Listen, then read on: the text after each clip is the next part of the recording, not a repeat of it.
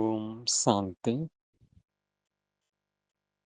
பாக்கியசாலி ஆத்மாவாகிய நான் பாப் தாதாவின் வரதானங்களால் அலங்கரிக்கப்படுகின்றேன்.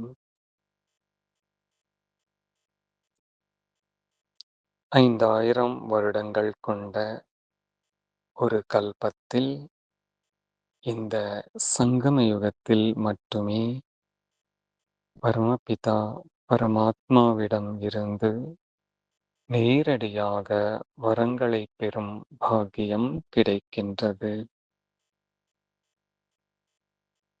அது கோடியில் சிலர், சிலரினும் சிலருக்கு மட்டுமே வாய்க்கின்றது. அப்படிப்பட்ட சிலரில் ஒரு பாக்யவான் நான் ஆத்மா பாப் தாதா என்று எனக்கு வரதானத்தின் மூலம் கொடுத்த ஸ்வமானம் அனைவருக்கும் அன்பான திருப்தியான ஆத்மா.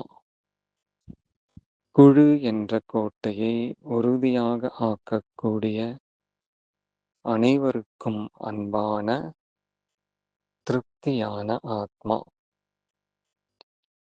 சக்தியில் உயர்ந்த சக்தி குழுவின் சக்தி.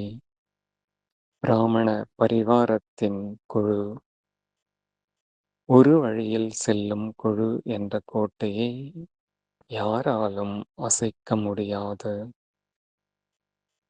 இதற்கு ஆதாரமாய் விளங்குவது ஒருவர் மற்றவருக்கு கொடுக்கும் அன்பு, மரியாதை, தானும் திருப்தியாய் இருந்து பிறரையும் திருப்திப்படுத்துவதாகும். தொந்தரவு அடையாமலும் தொந்தரவு கொடுக்காமலும் இருப்பதாகும். ஒருவர் பிறர் மீது சுப பாவனை மற்றும் சுப விருப்பங்கள் என்ற சகயோகத்தை கொடுப்பது. இவ்வாறாக கோட்டை உறுதியாக ஆகிறது. குழுவின் சக்தியே உலகத்தின் ஆதார சொரூபமாகும் என்ற பாப் தாதாவின் முழுமையான விளக்கத்துடன் கூடிய இந்த அற்புதமான வரதானம் என்னை திருப்தி உள்ளவனாய் ஆக்குகின்றது.